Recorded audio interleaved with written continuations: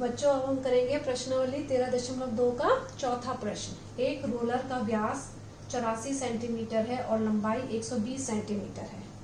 एक खेल के मैदान में एक बार समतल करने के लिए 500 चक्कर लगाने पड़ते हैं। खेल का वर्ग मीटर में क्षेत्रफल ज्ञात कीजिए।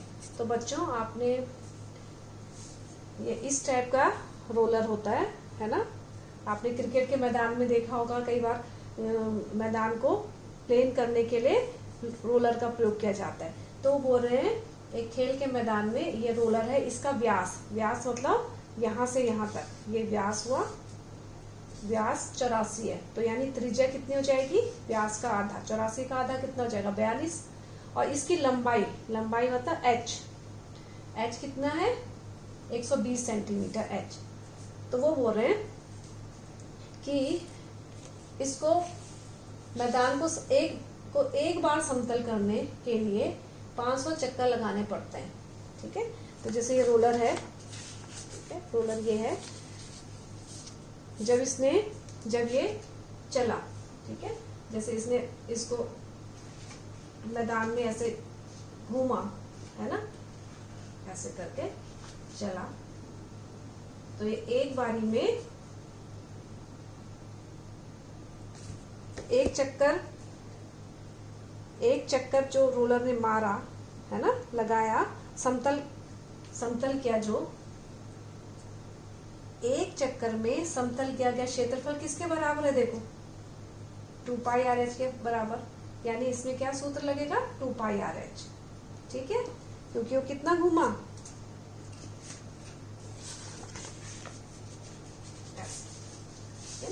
ऐसे है, ये रोलर है, यूं घूमा, ठीक है, घूमा, तो कितना घूमा, वो कितना क्षेत्रफल आएगा, उसका पृष्ठीय क्षेत्रफल कितना होगा 2 पाई आर एच। तो जितना रोलर का वक्र पृष्ठीय क्षेत्रफल होगा उतना वो रोलर एक चक्कर में करेगा समतल उस मैदान को। ठीक है, अच्छा, तो अब हम लिख रहे हैं रोलर का व्यास, लिख देते हैं रोलर का व्यास कितना है जो हमें दिया हुआ है। रोलर का व्यास है 84 सेंटीमीटर। तो त्रिज्या कितनी आ जाएगी, त्रिज्या मतलब स्मॉल आर, व्यास का आधा है ना, व्यास का आधा होता है 84/2, यानी काट दिया, 2 चुके 8, 2 दूनी 4, 42 सेंटीमीटर इसकी त्रिज्या आ गई। ठीक है, ये यहाँ से ये रोलर है, समझ लो, ये यहाँ 84 है, यहाँ से यहाँ तक 84 इसका व्यास है, तो त्रिज्या कितनी आ जाएगी 42। ठीक है, और इसकी लंबाई इसकी कितनी है 120 सेंटीमीटर लंबाई। ठीक है, तो इसकी लंबाई यानी h, हम लंबाई को, तो रोलर की लंबाई है, लंबाई यानी h है 120 सेंटीमीटर। ठीक है, अब रोलर का वक्र पृष्ठीय क्षेत्रफल जो होगा, रोलर का वक्र पृष्ठीय क्षेत्रफल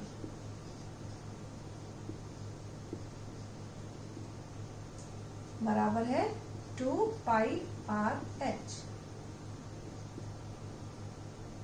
22/7 पाई का मान, आर है 42, एच कितना है 120, हम काटेंगे 7 एकम 7, 7 के 42, इसको गुणा कर देंगे तो 22 दूनी 44 और 12 के 72, 720 से गुणा कर देंगे तो यह जाएगा 31680 सेंटीमीटर स्क्वायर। ठीक है, ये क्या, इसका मतलब ये क्या आया, एक चक्कर में समतल किया गया क्षेत्रफल कितना है, ये एक चक्कर में, इसलिए एक चक्कर में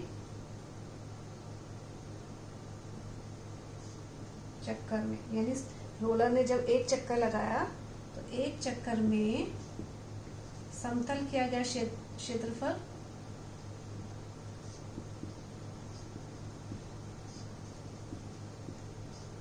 क्षेत्रफल कितना होगा, जितना रोलर का वक्र पृष्ठीय क्षेत्रफल था। ठीक है, तो 500 चक्कर में कितना समतल करेगा, 500 चक्कर में समतल किया गया क्षेत्रफल हो जाएगा, ज्यादा होगा तो गुणा कर देंगे। अब यहाँ पर सेंटीमीटर स्क्वायर है बच्चों, इसको हम मीटर में, वर्ग मीटर में लाना है हमें उत्तर, तो हम इसको बाद में वर्ग मीटर में बदल देंगे। तो ये हमारा सेंटीमीटर स्क्वायर है। ठीक है, गुणा 500, चलो 500, ठीक है, यानी 500 गुणा 31680 सेंटीमीटर। अब क्योंकि हमें मीटर में लाना है आंसर, तो हम क्या करेंगे, अब यहाँ देखो 1 मीटर में होते हैं, 1 मीटर में 100 सेंटीमीटर होते हैं, है ना। तो 1 मीटर स्क्वायर में 100 सेंटीमीटर स्क्वायर, तो 1 सेंटीमीटर स्क्वायर में कितना हो जाएगा, सॉरी हम इसको 2 बार करेंगे तो ये भी 100 गुणा 100 सेंटीमीटर स्क्वायर हो जाएगा, है ना, यानी 10,000 सेंटीमीटर स्क्वायर, 10,000 सेंटीमीटर स्क्वायर। तो यानी यहाँ पर सेंटीमीटर को मीटर में बदलना है, तो हम क्या करेंगे, 10,000 से हम क्या कर देंगे, भाग कर देंगे। तो 1 सेंटीमीटर ये हो जाएगा 500 गुना, सेंटीमीटर को हमें मीटर में बदलना है, तो ये हो जाएगा बटे 10,000 मीटर स्क्वायर हो जाएगा। अब इसको हम काटेंगे, 1 2 1 2 1 0 ये 1 0 ये। अब दशमलव कहाँ लग गया हमारा, अभी देखो 5 ये से ये भी कट रहा है, 5 एकम 5 5 दूनी 10, 2 से कट रहा है, 2 एकम 2 2 पंजे 10, 1 बचा, 2 अठे 16 और 2 चौके 8, यानी 1584 मीटर स्क्वायर आपका आंसर आ गया। यानी 500 चक्कर में जो मैदान का समतल किया गया क्षेत्रफल होगा वो होगा 1584 मीटर स्क्वायर। ये ध्यान रखना बच्चों कि आपको सेंटीमीटर में दिया है, आपको मीटर स्क्वायर में बदलना है।